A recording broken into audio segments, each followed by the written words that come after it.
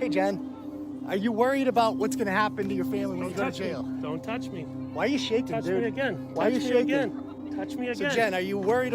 This clip, captured by Turtle Boy at the lacrosse game, shows the unmistakable signs of someone buckling under the weight of exposure.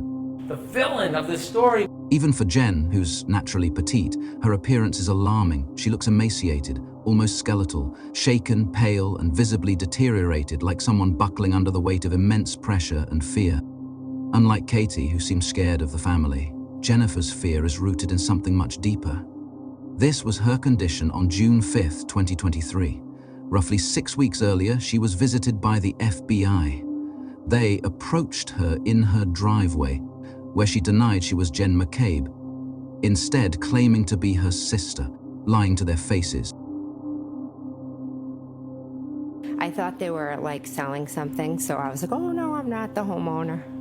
She walks into her home. The agents immediately call her phone and she agrees to let them in for an interview, but asks for 10 minutes to freshen up first. I had said no because I was in a situation where there are two officers from a different agent had come in, were asking me questions, or they had said, can I come in and ask you questions? At first I thought they were selling something, then they identified themselves. I just dropped my kids off at school. Gonna be completely honest, I hadn't brushed my teeth.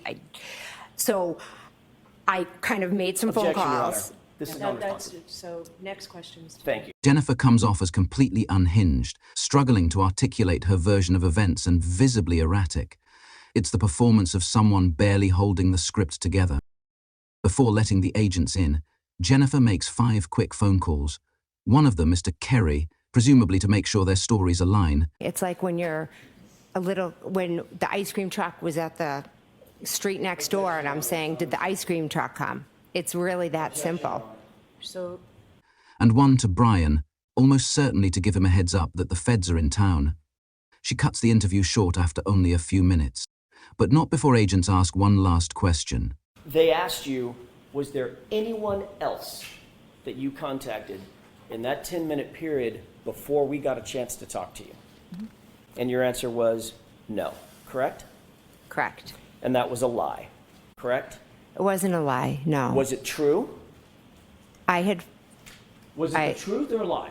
Afterward, her husband Matt made her call the agents back to claim she had simply forgotten about the other 3 calls. For some reason, you did not want these officers to know that you had communicated specifically with Brian Albert, the homeowner, just before you talked to them. Touch me again. So, Jen, are you worried about what's going to happen when you go to jail? Are you worried at all about that?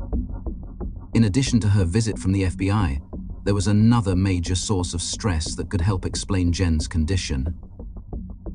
Turtle Boy's first expose on the case had dropped that same week.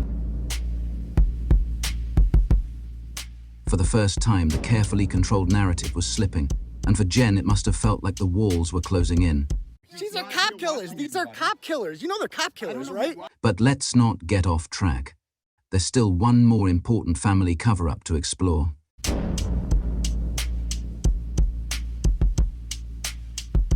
The best way to support our channel is by shopping our original artwork and designs at dropmicrodots.com, or to become a valued member at patreon.com/microdots.